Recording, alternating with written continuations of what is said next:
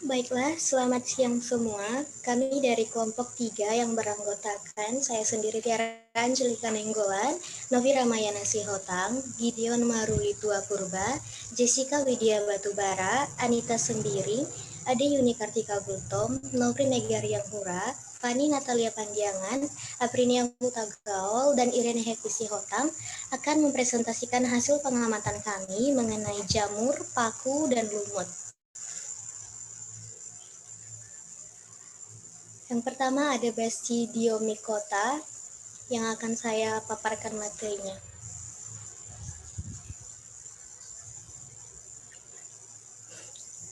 Satu, Auricularia polytricha memiliki tekstur lunak seperti jelly, berbentuk kuping. Tubuh jamur kuping bertangkai pendek dan tumbuh menempel pada substrat dengan membentuk lubang pada permukaannya. Permukaan atas seperti beludru dan bagian bawah licin mengkilat. Kulitnya berlendir selama musim hujan dan tampak mengkerut pada musim kemarau. Jamur kuping atau Auricularia polytricha memiliki tubuh buah berwarna keungu-unguan tua atau coklat kehitaman, berukuran atau berdiameter 6-10 cm dan tebalnya sekitar 0,1-0,2 cm. Tubuh buah jamur kuping dalam keadaan basah bersifat gelatinous atau kenyal, licin, lentur, dan berubah melengkung agak kaku dalam keadaan kering. Jamur kuping yang telah dikeringkan akan mengecil dari ukuran aslinya, tapi ketika kontak dengan air akan menyerap atau rehidrat dan membesar kembali. Persebaran jamur kuping secara alami dapat tumbuh dengan kondisi di berbagai jenis kayu, akan tetapi pertumbuhan jamur yang baik yaitu pada kayu yang lapuk yang berada di dataran rendah dengan suhu yang hangat hingga daerah pegunungan yang sejuk, seperti negara tropis Indonesia, Malaysia, Amerika bagian selatan. Nama lokal jamur kuping manfaat berdasarkan penelitian yang telah dibuktikan bahwa jamur kuping atau Auricularia polytricha mengandung senyawa alkaloid, flavonoid, oksalat, dan fenol yang berpotensi sebagai obat. Lalu yang kedua ada jamur shiitake atau Lentinula edodes, merupakan jamur kayu asal Cina yang biasa Indonesia sendiri termasuk salah satu produsen jamur shiitake terbesar, terutama di kawasan Asia Tenggara. Spesies ini dulu dikenal sebagai Lentinus edodes. Ahli botani Inggris bernama Miles Joseph Berkeley menamai spesies ini sebagai Agaricus edodes di tahun 1878.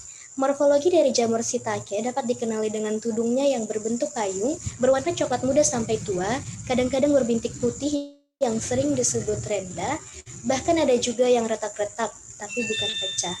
Lebar tudung bervariasi antara 2,5 sampai 9 cm dan terdapat selaput kutikula. Bagian bawah tudung terdapat lamela atau insang yang berisi spora. Tangkai tudung berwarna seperti tudungnya dan sedikit agak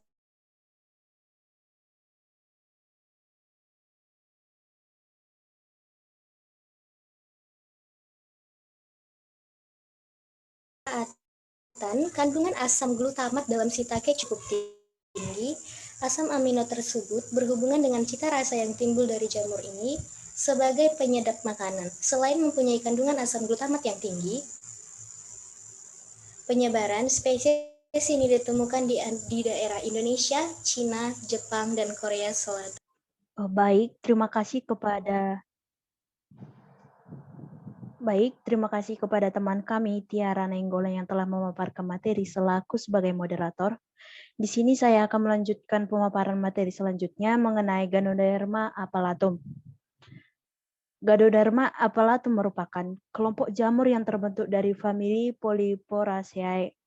Memiliki ciri-ciri yaitu tubuh buah atau talus berbentuk kipas atau setengah lingkaran yang bergelombang, agak keras, berwarna coklat pada bagian tengahnya. Sedangkan bagian pinggir berwarna putih, tidak memiliki akar, batang, dan daun. Memiliki hifa yang bercabang-cabang untuk membentuk talus. Jamur Ganoderma apalatum hidup sebagai saprofit atau tumbuhan yang tidak memiliki klorofil, hidup pada hasil perombakan atau pelapukan jasad lain, serta banyak terdapat atau menempel pada kayu-kayu yang telah lapuk. Di samping kita lihat penggambaran dari jamur tersebut beserta dengan klasifikasinya. Selanjutnya, persebaran dari Ganoderma appellatum. Ganoderma appellatum banyak ditemukan di daerah yang memiliki iklim tropis seperti Asia Tenggara, termasuk Indonesia.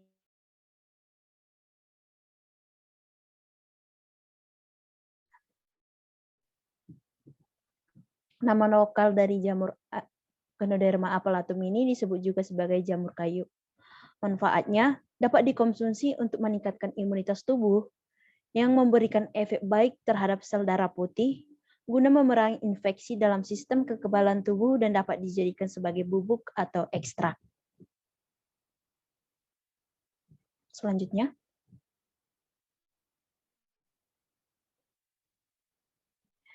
kita akan membahas mengenai Schizophyllum comune.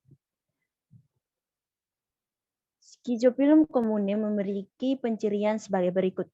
Yang pertama, tumbuh di kayu lapuk yang lembab.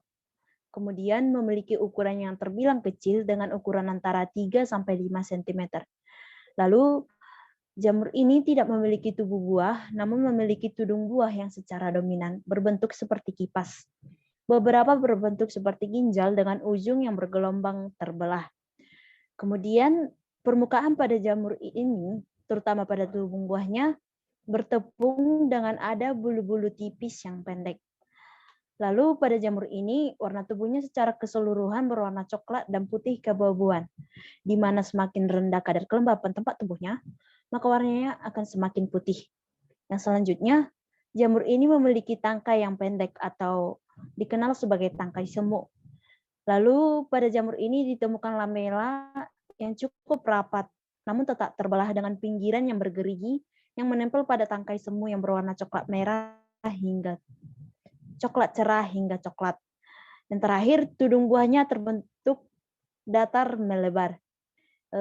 Di samping penyediaan materi, kita dapat melihat gambar dan klasifikasi dari jamur Schizophyllum comune. Slide selanjutnya. Pemanfaatan dari jamur ini, yaitu diketahui jamur ini memiliki kandungan protein, karbohidrat, lemak, mineral, dan vitamin yang edible, yang menjadikan jamur ini merupakan salah satu potensial pangan bagi masyarakat. Namun, informasi mengenai nutrisi dan pemanfaatan jamur liar edible belum banyak diketahui oleh masyarakat. Hingga saat ini, es komune yang berada di Indonesia masih sebatas digunakan sebagai bahan pangan oleh masyarakat. Beberapa penelitian menunjukkan bahwa es komune dapat berpotensi sebagai bahan obat. Schizophyllum comune diketahui menghasilkan senyawa bioaktif yang mampu menghambat pertumbuhan sel kanker CF7, T4TD, dan WIDR melalui kromatografi lapis tipis. Disinyalir senyawa bioaktif tersebut berperan dalam penghambatan pertumbuhan sel kanker yang meliputi senyawa alkaloid, flavonoid, dan terpenoid. Kemudian penyebaran dari jamur es komune merupakan saprofit pada kayu mati atau kadang-kadang parasit pada kayu hidup. Tumbuh sendiri atau lebih sering berkelompok pada kayu lapuk. Jamur es komune merupakan salah satu jamur yang tersebar luas di seluruh benua kecuali Antartika. Jamur es komune juga memiliki nama lokal yang berbeda-beda, antara lain Supabeas yang ditemukan di Sunda, kemudian jamur gerigit, jamur kembang di Jawa, ngawet di Halmahera, dan kulat di Inceng di Sulawesi. Jamur ini ditemukan di seluruh kepulauan di Indonesia. Hidupnya terdapat pada kayu mati yang telah lapuk dan tumbuh secara berkelompok. Selanjutnya,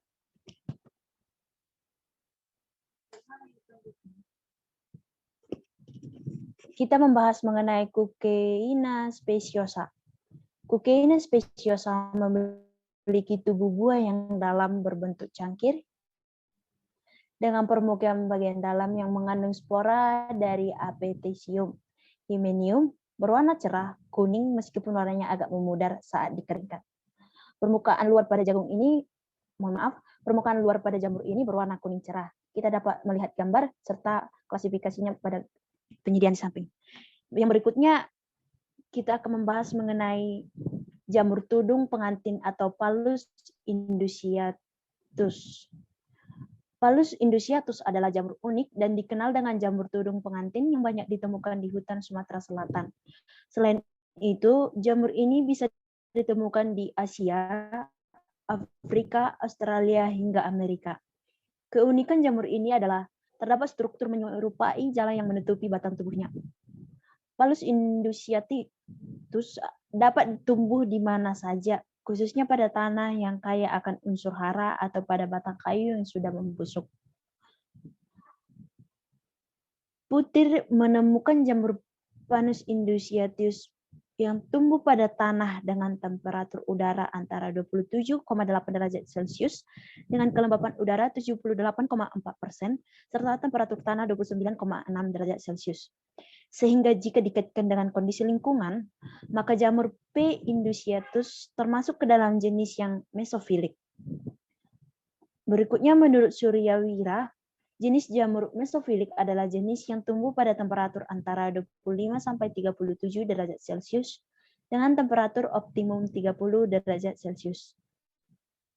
Kita dapat melihat penggambaran dan klasifikasinya pada sebelah kanan PPT ini. Demikian materi yang bisa saya sampaikan, saya kembalikan kepada moderator. Baik, terima kasih. Materi selanjutnya akan dipaparkan oleh Hikideo. Waktu dan tempat dipersilahkan. Terima kasih moderator. Selanjutnya materi berikutnya yaitu penyebaran dari jamur tudung pengantin ini. Penyebarannya itu tumbuhnya jamur ini terdapat di Meksiko, Amerika Selatan, Australia, Kongo, Nigeria, Uganda, Zaire, Brazil, Guyana, Venezuela, Costa Rica, Tobago, India, Jepang, Hong Kong, Taiwan, Malaysia, dan Indonesia. Nama lokalnya jamur tudung pengantin. Manfaat dari jamurnya ini sebagai salah satu jenis jamur edible atau dapat dimakan dan herbal dan banyak dibudidayakan secara komersil di Cina, di bagian Sidar dan menurut Sidar dan Karun 2013. Dengan nama produknya Chuanzhen Dictyopora dried mushroom dibungkus dengan 2/25 gram dengan harga $54 atau seharga rupiah yaitu Rp720.000. Slide berikutnya. Selanjutnya yaitu materi tentang jamur payung dengan nama latin Clavariadelphus truncates. Jamur ini memiliki tubuh buah dalam bentuk payung dengan daging putih, tipis dan berongga di bagian atas. Menurut penelitian Miller, Orson Miller, Hope tahun 2006, sisi vertikalnya dari tubuh buah biasanya memiliki lipatan dan keriput, tetapi halus. Spora yang halus berwarna kuning pucat. Dapat ini dilampirkan gambar dari jenis jamur payung ini dan klasifikasinya. Slide berikutnya.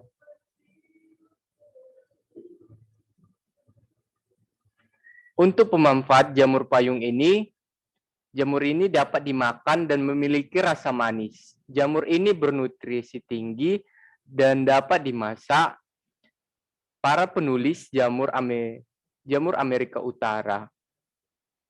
Panduan operasional untuk jamur yang dapat dimakan dan termakan menyatakan bahwa jamur ini memiliki bau yang menyenangkan. Sebuah panduan operasional jamur Amerika Utara menyatakan bahwa jamur adalah salah satu yang terbaik untuk dikonsumsi dan memiliki rasa manis, terutama bagi beberapa orang. Jamur dapat ditumis dan disajikan untuk hidangan penutup.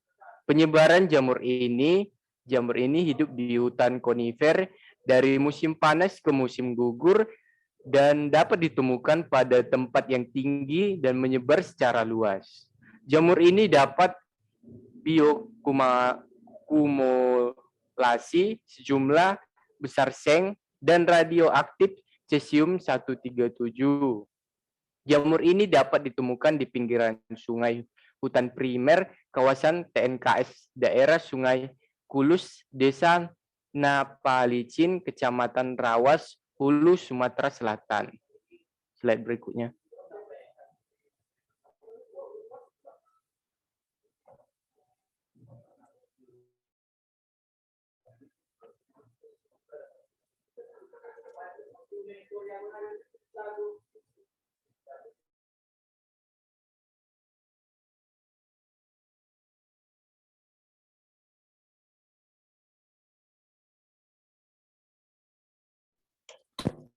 Selanjutnya adalah jamur cangkir dengan nama latin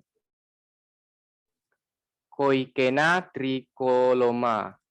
Jamur ini memiliki tubuh buah yang dalam, berbentuk cangkir hingga berbentuk corong atau apothecia. Permukaan bagian dalam yang mengandung spora dari apothecium berwarna cerah, kuning hingga merah, meskipun warnanya akan memudar saat dikeringkan. Permukaan luar berwarna kurang cerah, eksipulum, jaringan yang membentuk dinding apothecium tipis dan fleksibel. Ketika rambut hadir di apothecium, mereka adalah fasikulat terbuat dari kumpulan hifa silindris. Memiliki asci yang menyempit secara tiba-tiba di bawah dan membentuk dasar bulat tumpul dengan sambungan ramping seperti ekor. Memiliki asci yang matang secara bersamaan daripada secara seri. Lalu memiliki para Pisces yang berana astomosis dan membentuk jaringan 3 dimensi. Ascospora berukuran besar, panjangnya sekitar 20 sampai 40 meter.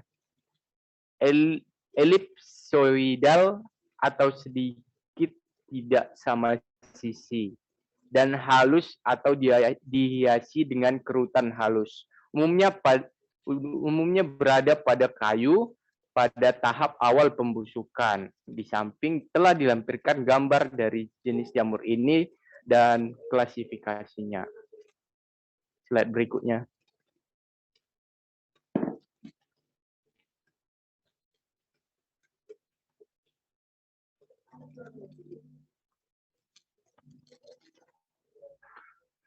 Untuk pemanfaatan jamur ini dapat dijadikan sebagai sumber pangan dan bahan obat-obatan. Jamur ini dapat dimakan, bisa dimanfaatkan masyarakat sebagai hidangan menu dalam menyantap makanan dan dapat pula digunakan sebagai obat-obatan.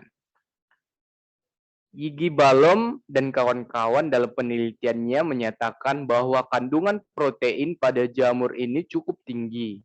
Untuk penyebaran jamur jenis ini, saat ini hanya tercatat sebanyak 27 spesies, subspesies, dan varietas Coikena di seluruh dunia. Salah satunya Coikena tricoloma ini. Sekian dari pemaparan saya kembalikan ke moderator.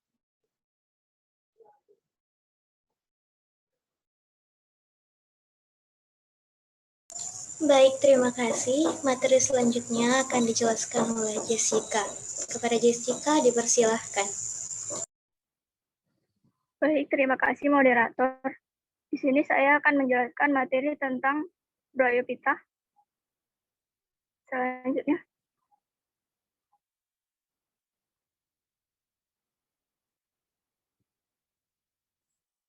Yang pertama yaitu ada Riccardia indica. Riccardia indica merupakan tumbuhan betalus yang berbentuk seperti lembaran pipi, berlobus dan halus jika diraba oleh tangan. Memiliki ukuran yang kecil atau atau pendek, hidup berkoloni dan melekat pada tempat yang lembab atau berair seperti di dekat selokan. Berwarna hijau terang jika terpapar cahaya matahari yang sangat lama dan berwarna hijau tua jika berada di daerah yang berair cukup lama. Di samping adalah klasifikasinya.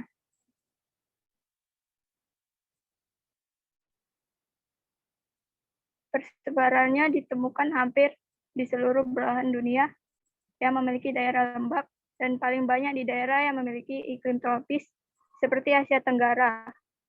Nama lokal yaitu lumut hati. Manfaatnya dapat digunakan sebagai bahan dalam membuat obat penyakit hati atau hepatitis.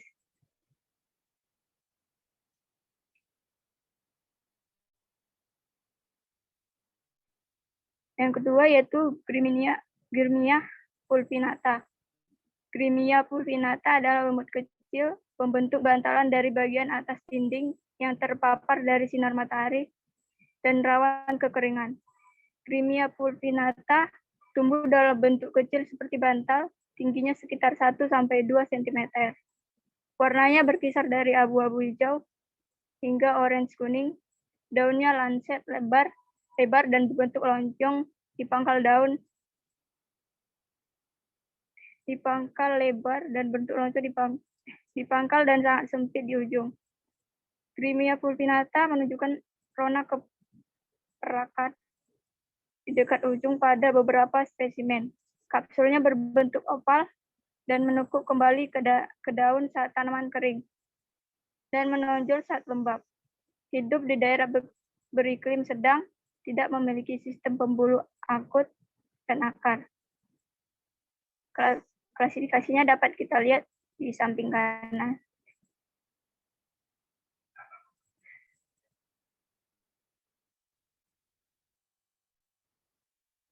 Penyebarannya yaitu spesies ini paling umum ditemukan dalam genus Griminia dengan distribusi hampir di seluruh dunia. Hal ini sangat umum di Inggris dan pantai barat Amerika Utara. Lumut ini terutama hidup di daerah beriklim sedang dari permukaan laut. Manfaatnya berguna untuk menjaga kelembapan melalui penyerapan dan penyimpanan air, mengatur tekanan air, dan menjadi obat untuk penyakit kulit. Masyarakat Cina sangat familiar dengan obat ini dan sudah menggunakannya sejak zaman dahulu.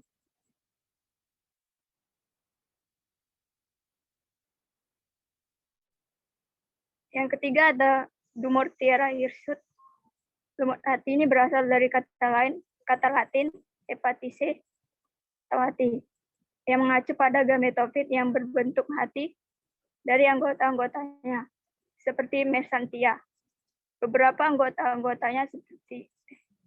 lumut hati, termasuk mesanthia, disebut sebagai taloid karena gametofitnya yang berbentuk pipi. Lumut hati atau Hepaticopsida merupakan suatu organisme yang memiliki ukuran kecil dengan bentuk tubuh yang pipi, mirip seperti lembaran, dan memiliki lobus. Lobus sendiri merupakan suatu istilah untuk menyebut struktur talus dari lumut hati. Lumut hati tidak mempunyai bunga, akan tetapi masih dapat menghasilkan spora dengan bentuk kapsul. Secara morfologis, lumut hati di Hirsuta gametofitnya berupa rondos atau talus yang dorsiventral, tipis lunak, percabangannya dikotom, berwarna hijau gelap sampai hijau kekuningan, tersusun overlapping. Di bagian dorsal terdapat alat reproduksi seksual betina atau archegonium yang duduk pada tangkai di bagian terminal. Terdapat rambut-rambut di permukaan atas reseptakel. Di bagian ventral talus terdapat rizoid. Selanjutnya,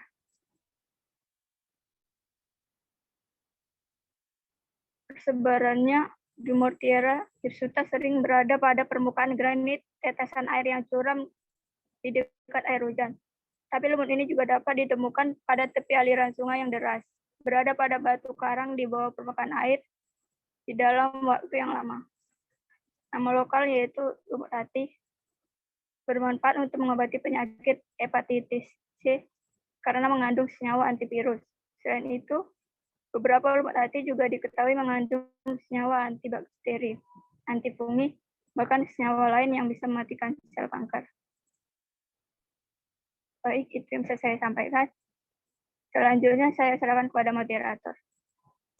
Baik, terima kasih. Materi selanjutnya akan dipaparkan oleh Anita. Dipersilahkan.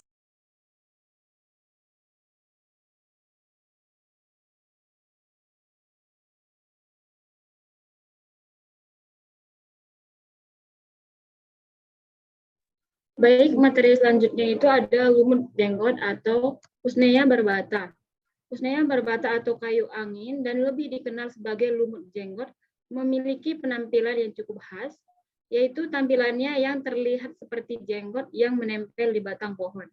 Usnea barbata tergolong tumbuhan seperti semak, namun bukan semak nyata. Morfologi bentuk tubuhnya bergelombang dengan rambut-rambut bercabang. Bagian yang terlihat menyerupai rambut-rambut berwarna kuning pucat hingga abu-abu kehijauan pada Usnea barbata disebut hifa fungi. Dapat dilihat pada gambar di samping beserta klasifikasi.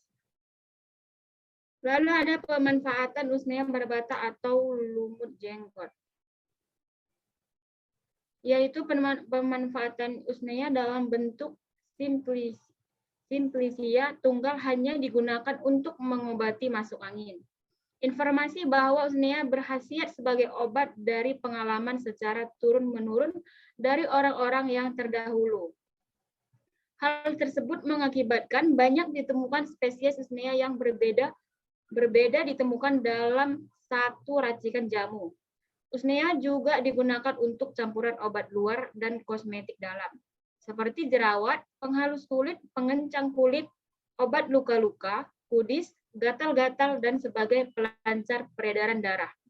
Sedangkan untuk campuran obat tradisional dalam untuk bedak kulit yang dapat membantu kulit tampak segar, berseri-seri, dan cerah menurut Jannah 2020. Ekstra Usnea barbata memperlancar aktivitas antioksidan karena metabolit sekundernya, yaitu usnik asid, polifenol, dan tanin, dengan mengurangi radikal bebas. Lalu ada penyebarannya, yaitu genus Usnea sering dijumpai menempel pada permukaan kayu, tanah, dan batu yang lembab. Di Indonesia sendiri, lumut ini banyak ditemukan di hutan hujan yang lebat seperti hutan yang memiliki seperti di Indonesia sendiri, lumut ini banyak ditemukan di hutan hujan yang lebat seperti hutan G memiliki lichen.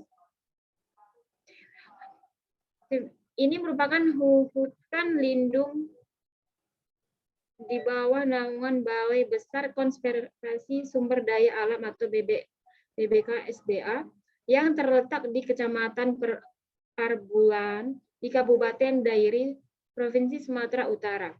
Lumut kera atau yang juga lichen merupakan hasil simbiosis dari dua jenis organisme makhluk hidup yang berbeda, yaitu fungi dan alga.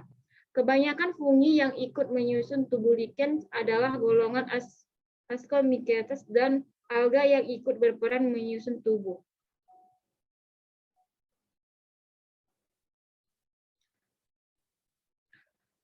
Lalu ada Anthokeros. Anthokeros adalah genus dari lumut tanduk dalam filum Anthokerotophyta. Genus ini terdistribusi luas. Namanya berarti bunga tanduk, mengacu pada karakteristik sporofit berbentuk tanduk yang terdapat pada semua lumut tanduk.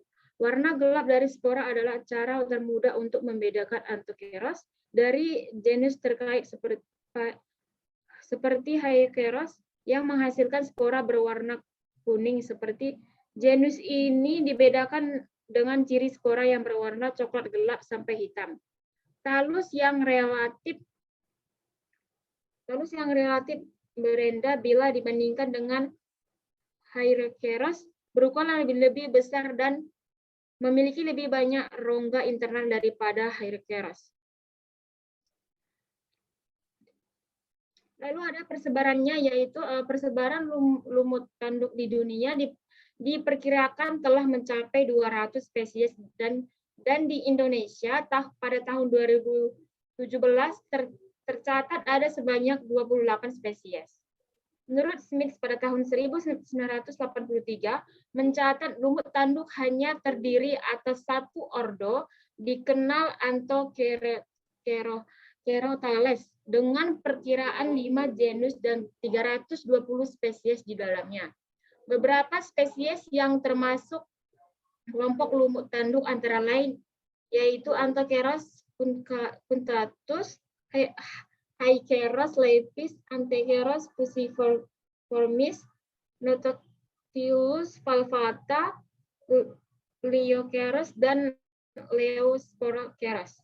Lalu manfaatnya yaitu dapat menghancurkan batu-batuan menjadi tanah yang dapat digunakan sebagai tempat tumbuh-tumbuhan yang lain.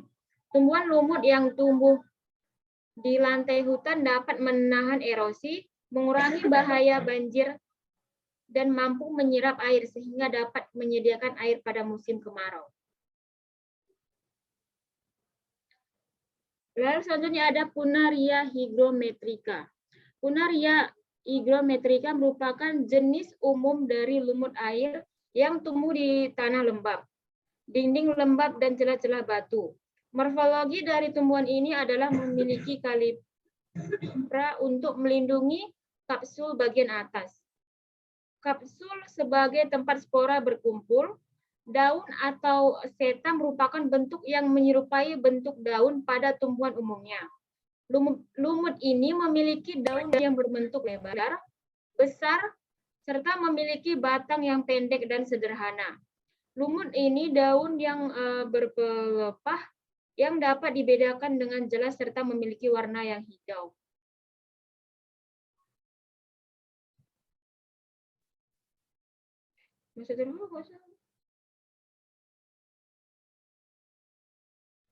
Lalu ada pemanfaatan Punaria hygrometrica itu digunakan sebagai homeostatis, obat TBC, hematomatis, serta dapat menyembuhkan luka memar.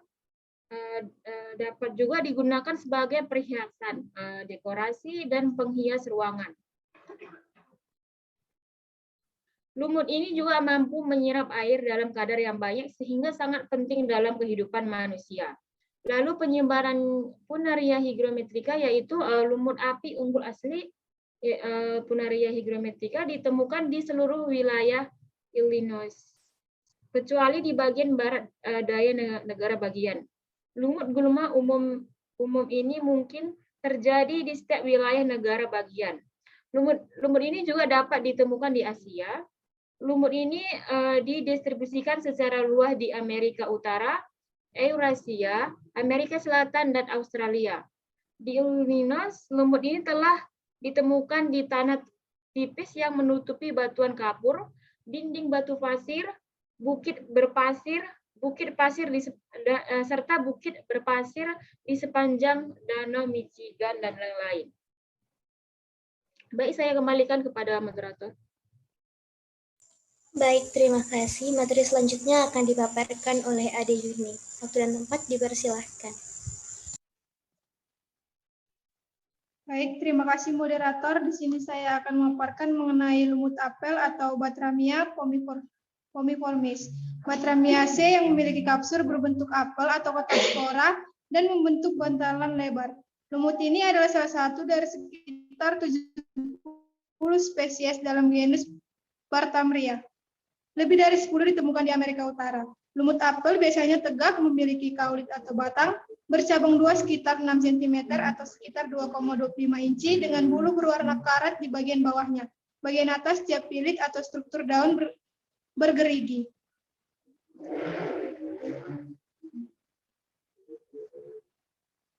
Selanjutnya, penyebaran. Spesies ini umum atau mudah ditemukan terutama di tepian batu, tetapi juga ditemukan di dinding dan tepian tanah. Lingkungannya biasanya lembab dan teduh, seringkali di dekat aliran sungai. Namun untuk cakupan daerah yang luas, spesies ini dapat ditemukan hampir di semua sisi Pulau Sumatera dan Jawa. Untuk tempat-tempat perlindungannya, yaitu Taman Nasional, Taman Raya, Kebun Raya, dan Taman Wisata Alam juga dimanfaatkan sebagai tempat pembudidayaan dari spesies ini.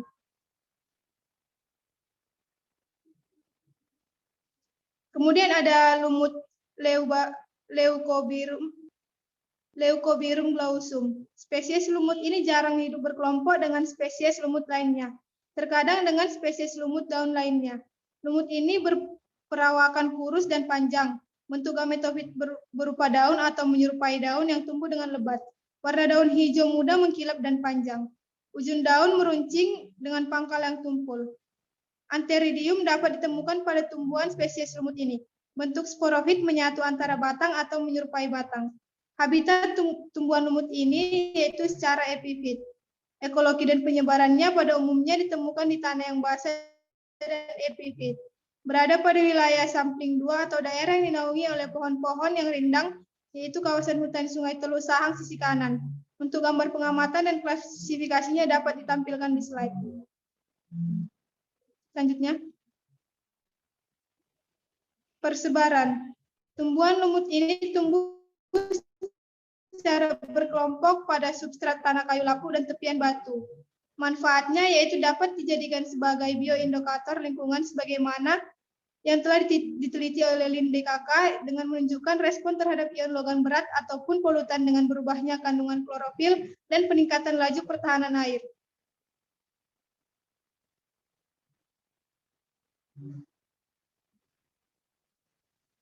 Kemudian ada lumut Leucobirum glausum, yaitu spesies lumut Leucobirum glausum memiliki ciri morfologi diantaranya gametofit berupa daun yang tumbuh berselang-seling atau kanan kiri dari pangkal batang sampai dengan ujung batang. Ciri khas lumut ini gametofit berbentuk layaknya daun yang tumbuh lebat pada batang serta menggantung apabila ukurannya sangat panjang. Berwarna hijau terang mengkilap, pangkal daun rata dan meruncing pada ujung daunnya. Untuk gambar pengamatan serta klasifikasinya dapat dilihat pada slide.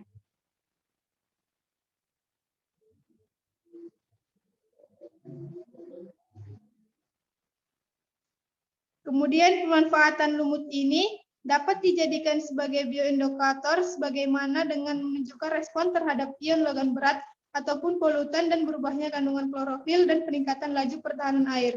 Penyebaran lumut ini yaitu tumbuh secara epifit pada substrat tanah, kayu laput, dan tepian batu. Ekologi dan penyebaran pada umumnya ditemukan di tanah yang basah dan epifit. Berada pada wilayah 2 atau daerah yang dinaungi oleh pohon-pohon yang rindang seperti kawasan Sungai Teluk Sahang sisi kanan. Sekian dari saya kembalikan pada moderator. Baik, terima kasih. Materi selanjutnya akan dipaparkan oleh Nofri. Pada Nofri dipersilahkan. Baik, terima kasih moderator. Yang selanjutnya adalah Pteridophyta.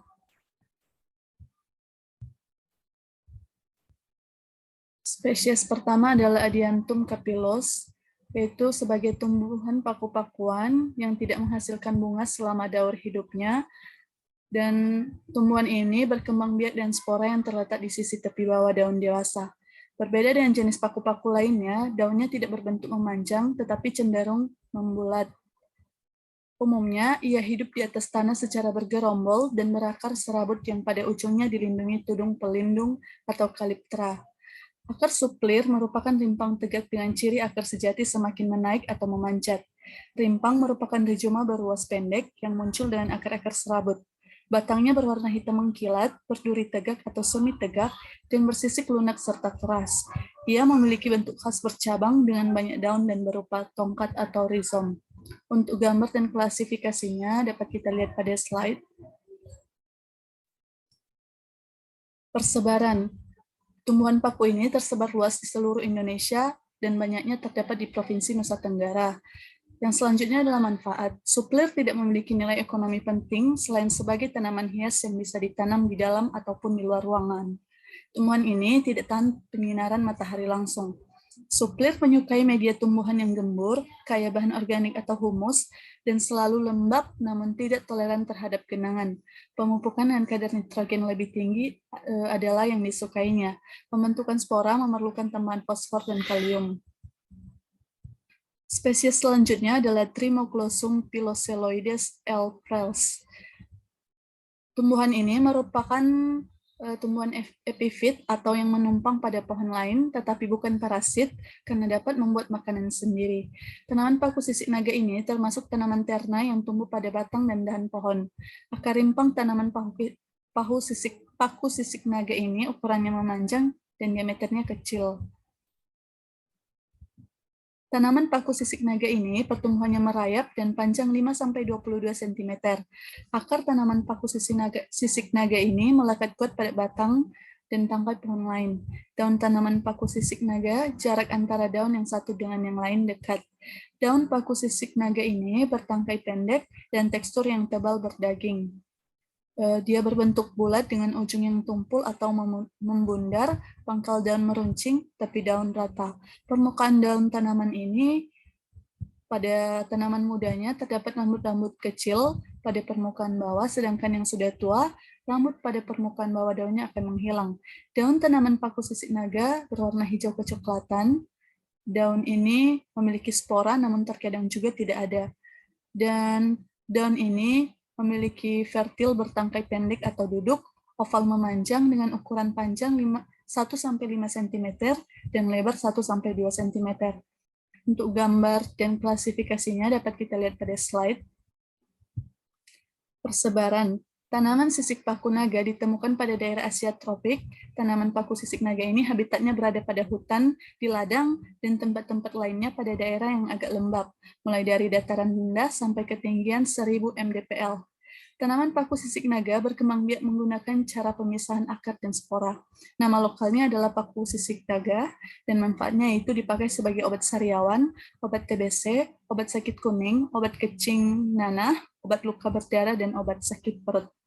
Baik, demikian saja untuk slide selanjutnya. Saya silakan kepada moderator. Baik, terima kasih. Materi selanjutnya akan dipaparkan oleh Fani. Waktu dan tempat dipersilahkan. Baik, untuk materi selanjutnya yaitu Telipteris sp. Telipteridaceae merupakan salah satu suku anggota tumbuhan paku atau Pteridophyta. Akarnya tebal, tegak, bersisik setiap 3 mm, memiliki sisik kurang lebih dari 50. Berwarna coklat, herba, bergerigi pada batas di bagian atas. Tetapi ada yang mengatakan kalau akar spesies ini adalah serabut.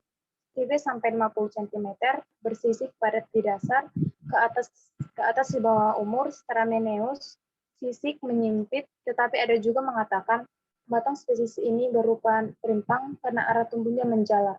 Permukaan batang memiliki ramenta, yaitu bentukan seperti rambut atau sisik dengan warna merah kecoklatan. Batang berwarna coklat dengan ukuran 19 cm dan batangnya bercabang. Lamina panjangnya sekitar 1 meter, tripinatifid, lancetinae sekitar 70-20 cm. Kemudian bertangkai, malai, dan malai pinna. Beralur pada sorpace atas, padat pada saat muda, lancet pinules, berekor di pucuk, bertangkai atau sesil, pangkal sedikit atau tidak penyempitan, 10 x 2 cm lebih besar, kosta berlekuk, atau kadang-kadang menyirip. Setiap segmen lonjong, bulat, atau sedang tajam pada sebagian pucuk atau bergigi pada tepi. 7-13 hingga 4 mm yang mirip kertas, bagian dalam hijau, kecoklatan pada spesimen kering, jarang berbulu di bawah, kosta dan pelepah dibesarkan di permukaan atas, dan kurang lebih berbulu. Untuk gambar dan klasifikasi dapat kita lihat pada slide selanjutnya. Kemudian pemanfaatannya, tumbuhan paku Telipteris sp adalah sebagai tanaman pagar yang menempel dan bisa digunakan sebagai obat.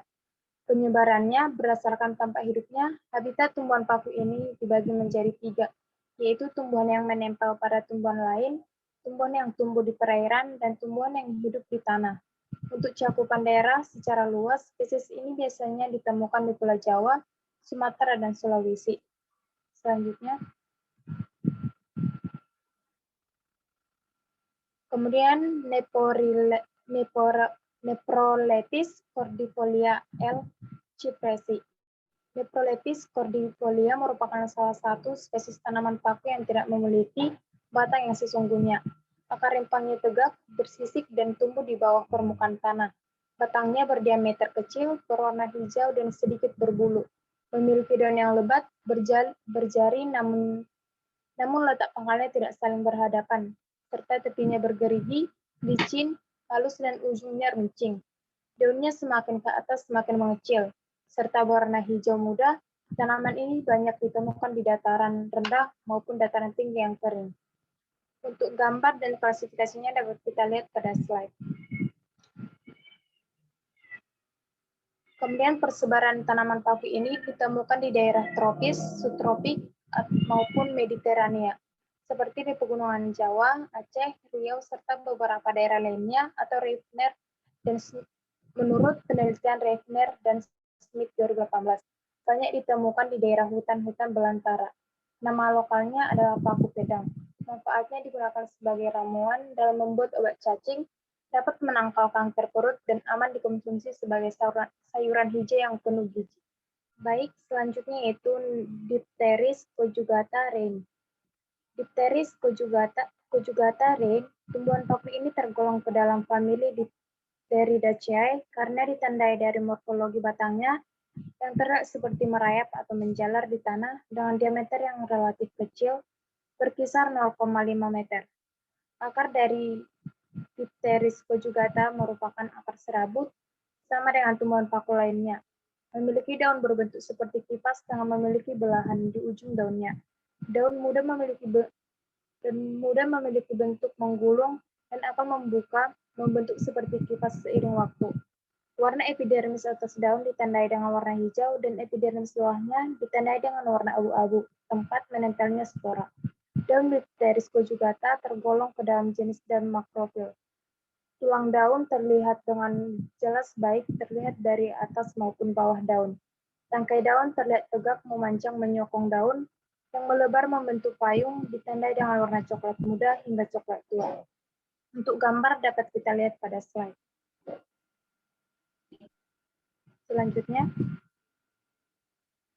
Selanjutnya itu pemanfaatan. Dengan bentuk khas dan unik yang dimiliki tumbuhan paku Dipteris conjugata, sangat berpotensi untuk dijadikan sebagai tanaman hias. Fitokomia yang ada dalam pakis ini menawarkan kita produk alami yang lebih aman yang dapat dikembangkan dalam bentuk terapi. Belum ada penelitian yang menyatakan Dipteris conjugata dapat dikonsumsi. Penyebaran tumbuhan paku ini merupakan salah satu Dipteris conjugata merupakan salah satu vegetasi yang umumnya lebih beragam di daerah dataran tinggi daripada di dataran rendah. Hal ini karena tumbuhan paku menyukai tempat yang lembab, terutama dataran tinggi.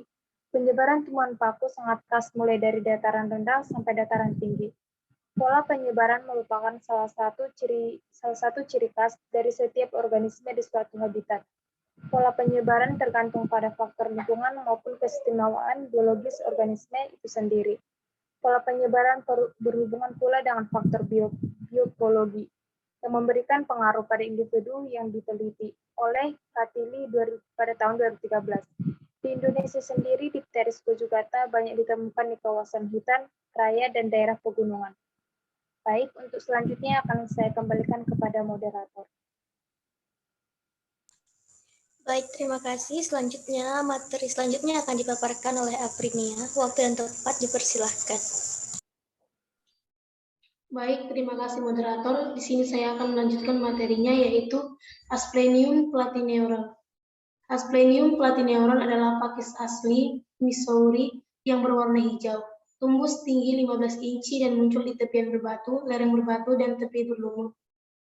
Daunnya melengkung dan berwarna hijau tua. Batang berwarna coklat keunguan gelap. Daunnya berukuran 2-6 inci dan jika subur bisa mencapai 1-2 kaki. Pakis jenis ini terdiri dari daun individu. Setiap daun majemuk memiliki 10-40 pasang selebaran, disusun bergantian di sepanjang tangkai pusat, tapi bukan berpasangan yang berlawanan. Selebaran di bagian atas dan bawah di setiap daun berukuran lebih kecil daripada daun yang ada di tengah. Baik tangkai pusat dan tangkai daun akan memiliki berwarna terete dan gelap. Panjang sekitar 1-4 inci atau jauh lebih pendek. Selebaran daun muda sering memiliki kualitas yang berkilau. Untuk gambar dan klasifikasi dapat kita lihat pada slide. Nah, di sini ada penyebarannya, yaitu dari Afrika Selatan, Amerika Utara. Spesies ini unik di antara pakis karena distribusi anomalinya yang mencakup Amerika Utara, bagian timur, dan Afrika bagian selatan. Manfaatnya, tumbuhan paku spesies ini sangat bermanfaat bagi manusia, di antaranya dipelihara sebagai tanaman hias, sebagai bahan pupuk hijau, sebagai salah satu bahan dalam pembuatan karangan bunga, merupakan pengendali ekosistem, dan merupakan salah satu tanaman penghasil oksigen. Diplasmium esculentum Swart. Diplasmium sebagian besar merupakan genus tropis. Di Amerika Utara hanya 3 spesies seperti Diplasmium pycnocarpon. Diplasmium salah seperti Diplasmium pycnocarpon. Diplasmium salah satu termasuk dalam Atrium dan Asplenium. Umumnya alternatif nama dimasukkan berasal dari sebelum Asplenium. Rizoma merambat ke erek, bersisik rimpang, sisik bergigi. Malai berlekuk dengan lekukan khas dan membuka. Daun pakis sederhana untuk pinateli gabungan menyirip urat atau melapisi dengan gambaran yang mirip untuk membentuk areoles persegi 4 agak penuh pada setiap samping pamphlet. Seperti Venesi geniopteroid, biasanya berbulu atau bersisik pada sumbu. Sori memanjang di sepanjang vena indusia bulan sabit, sering berdekatan dengan bukaan sebelahnya dan sebaliknya batangnya tegak. Untuk gambar dan klasifikasinya dapat kita lihat pada slide. Selanjutnya persebarannya. Diplasmium tumbuh di daerah pegunungan yang ketinggiannya sekitar 1.350 meter. Oleh karenanya banyak terdapat di Gunung Arjuna dan Gunung Katuha. Diplasmium hidup di seluruh kepulauan Makaronesia, Kanari, Island, Azores, Madeira, dan Cape Verde, dan di wilayah Algeciras di Provinsi Cadiz. Termasuk di tanaman alam Los Alcornocales yang berlangsung sebuah habitat yang sama ke hutan salam, hangat dan lembab sepanjang tahun. Tumbuhan ini banyak dijumpai di lembah-lembah di pinggir sungai, terlindung pada tanah yang kaya bahan organik, dapat tumbuh dari ketinggian 350 meter hingga 1.600 meter lebih. Di Indonesia, paku ini tersebar mulai dari Sumatera, Jawa, Sulawesi sampai ke Irian. Nama lokalnya yaitu paku sayur dan manfaatnya adalah daun muda jauh lebih diinginkan dan dimakan di semua bagian, baik mentah atau dimasak. Mereka digunakan sebagai sayuran atau sebagai bahan minuman. Mereka adalah sumber kalsium yang sangat baik, sumber fosfor, dan sumber yang baik dari besi, serta mengandung vitamin B.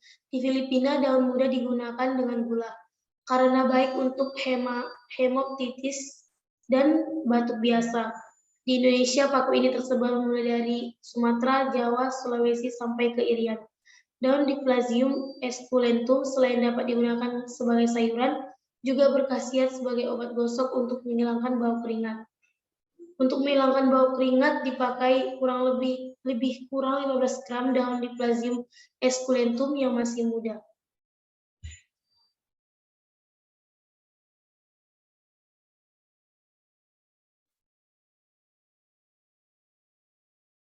Ciri-ciri pakis cristata atau Asplenium trichomanes.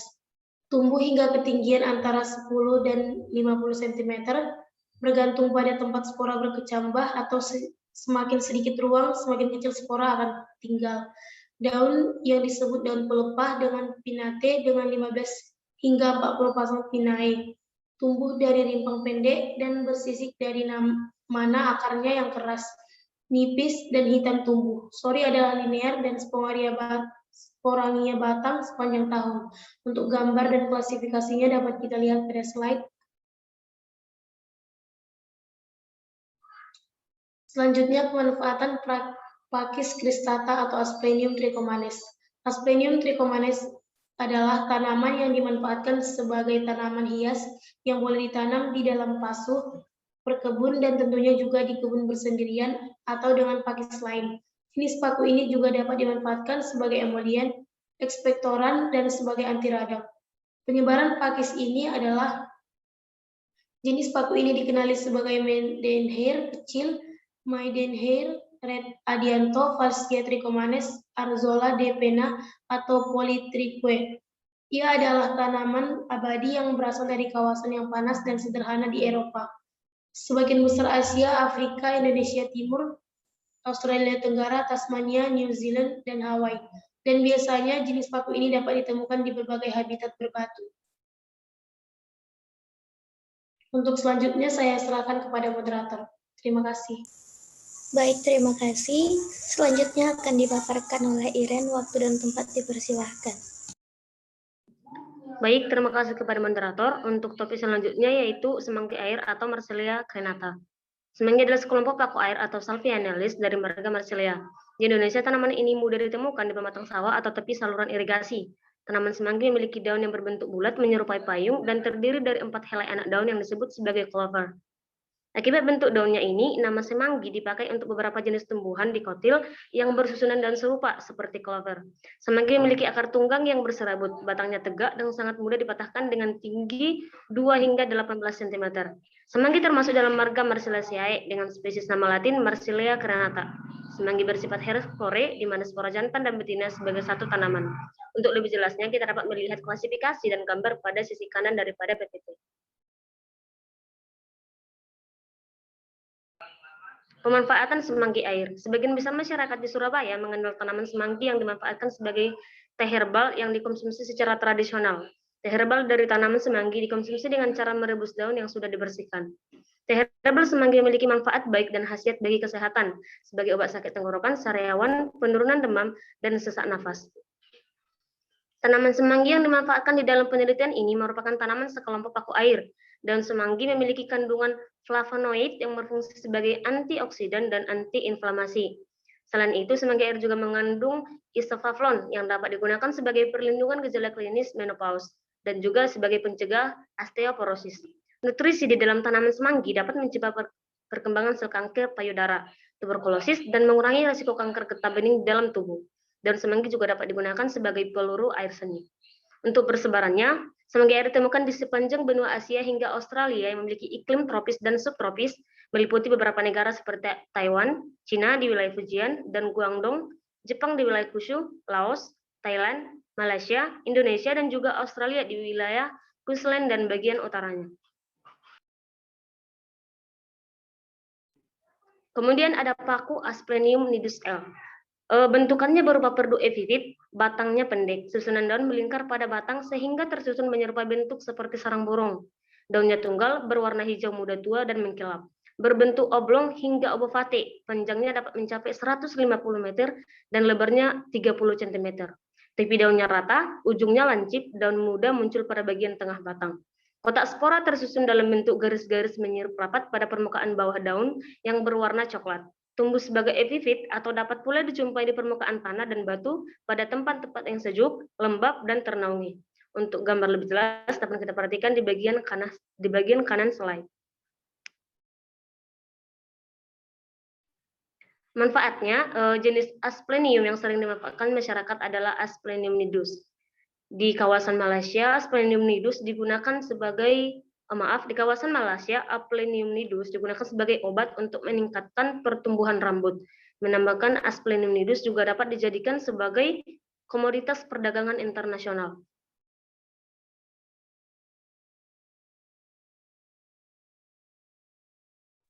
Sekian dari saya kembalikan kepada moderator. Baik, terima kasih. Sekian hasil diskusi kami. Atas perhatiannya saya ucapkan terima kasih.